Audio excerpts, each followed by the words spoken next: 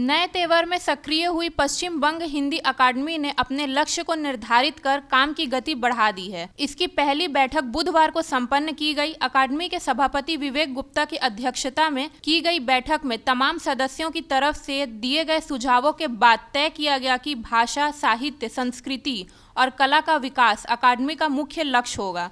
विवेक गुप्ता ने बताया कि हिंदी अकादमी सिर्फ कोलकाता में नहीं बल्कि पूरे राज्य में हिंदी को बढ़ावा देने की दिशा में कार्य करेगी। बंगला या उर्दू भाषा की बेहतरीन रचनाओं का हिंदी में अनुवाद करने की दिशा में भी काम करेगी। जो हमारा प्राइमरी ऑब्जेक्टिव है वो है पश्चिम बंगाल के हिंदी भाषियों के लिए काम करना, क्योंकि ये पश्चिम बंगाल की सरकार ने इसको उसी के लिए हमको दिया। जो हमारा मैंडेट, जो हमारा चार्टर है, उसमें यही लिखा हुआ है।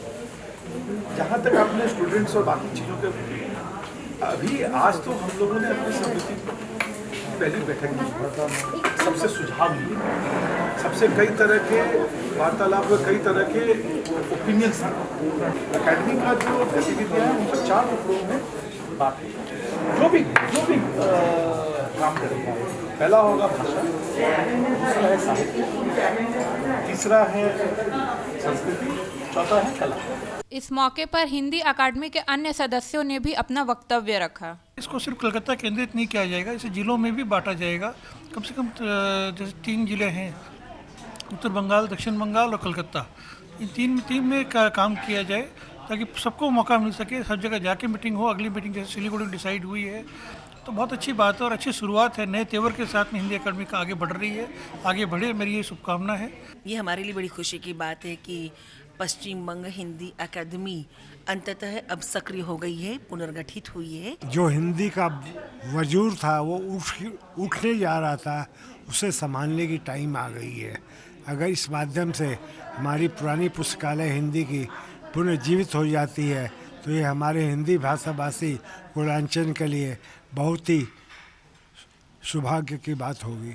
औद्योगिक क्षेत्र में, हिंदी भाषी क्षेत्र में हिंदी पुस्तकालयों की स्थापना की जाएगी, जो एक बहुत बड़ा रचनात्मक कदम है। इसके साथ ही निर्णय हुआ साहित्य संगोष्ठियों का आयोजन कुछ स्थानीय संस्थाओं के माध्यम से किया जाएगा। हिंदी की शुरुआत ही बंगाल से हुई थी। पहला हिंदी का अखबार भी, जैसे आप लोग जानते हैं कि उदंत मार्तंड, पहला अखबार भी हिंदी का बंगाल से निकला था। हिंदी का पहला जो एमए है वो भी बंगाल से, बांग्ला भाषी हुआ था।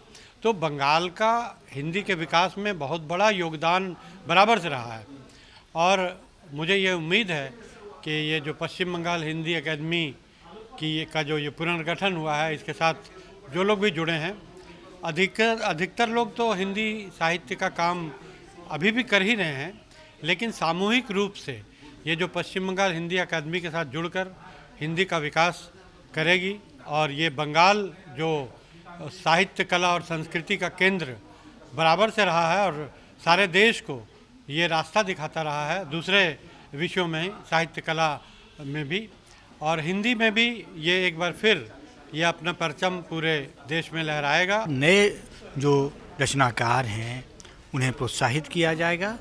हिंदी जो प्रशिक्षण है, हिंदी शिक्षकों का प्रशिक्षण कार्यशाला का आयोजन भी करने के बारे में सोचा जा रहा है और ये पहली मीटिंग थी। पहली मीटिंग में लगभग एक रूपरेखा तैयार हुई है।